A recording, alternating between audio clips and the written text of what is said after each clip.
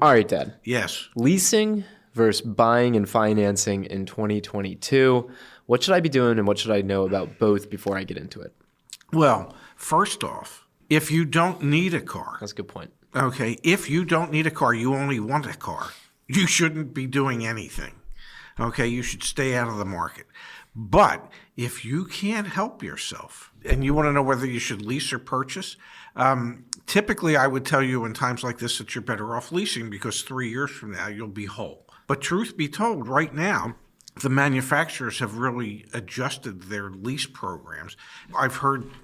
You want me to move over? Yeah, I do. I've bit more. I've heard. Other way now.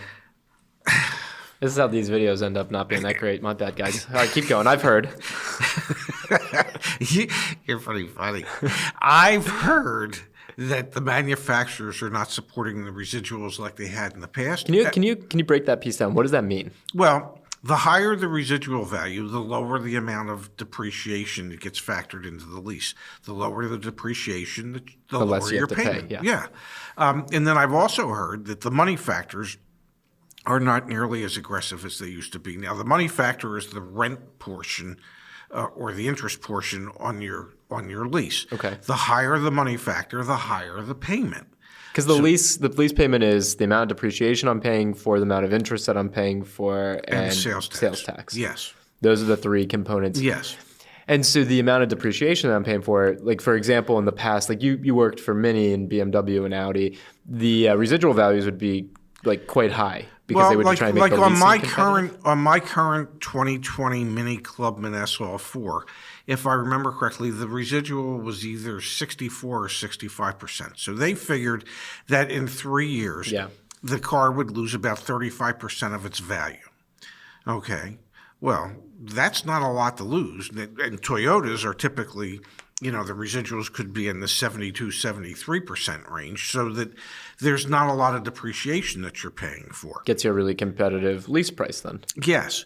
And then or lease payment, I should say. And then the interest portion of it, if the money factor is very low, and the way you convert a money factor into what the equivalent interest rate would be is you take that money factor, say it's 0.00125, and you times that by 2,400, and that'll give you the approximate interest rate.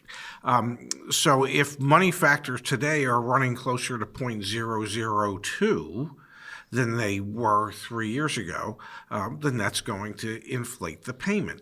Now, money factors could be higher because interest rates are starting to go up a little bit. So that factor would be neutralized. So if you're financing in 2022, you're also typically going to see higher interest rates now than you would have, a year ago. Yes, I mean the average payment for a finance vehicle is like $650 a month. A lot of money. Yeah, and and I don't consider myself an average guy, but I sure as hell couldn't afford that. And last time I checked, you still pay me, and I still couldn't afford that. Not that he pays me a lot, folks, but he pays me. So typically, when there's less demand and prices are crazy, I would tell you you're better off to lease because in 3 years you're whole. Right now, since there's no aggressive programs or very limited aggressive programs for leasing, if you have to do something, you're probably better off buying it today. And I guess let's dive into the buy piece just a little bit deeper in the finance piece. If you're going to go new, you're likely going to be able to, if you're able to wait a little bit to actually take delivery, you're likely going to be able to get a better deal on a factory order.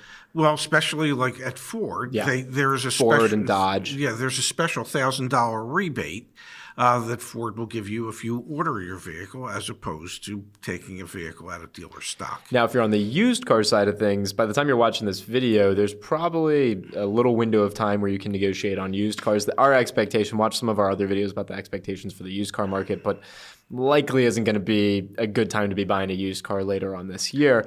You have a challenge, I think, especially on the used car side, with likely being underwater on your loan down the line, which leads me to believe that if you can afford and want to factory order a new vehicle, that's probably the route to go. I would say today you're better off buying a new car than buying a pre-owned car because many of the pre-owned cars are selling above what their original MSRP was. Yeah. And at a certain point, things might return to normal. I don't know when that point is. It could be a year, it could be 2, it could be 3, it could be 5. I don't know.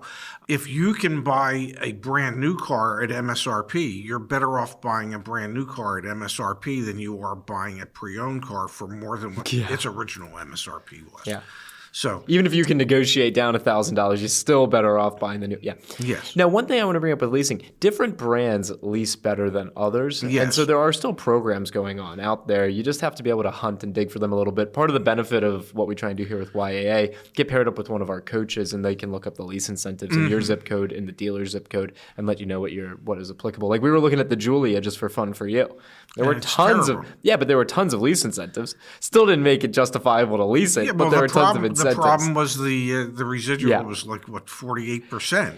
It was pretty bad. Yeah, so they know that 3 years from now, it's not even going to be worth half of what its original MSRP was. Drop some comments below. Let us know what your leasing versus buying questions are in 2022. Post them on the community forum as well, or join us on an upcoming live stream. We do them typically on Saturday nights. Ask us your questions about leasing versus financing. We'll answer as many as we can.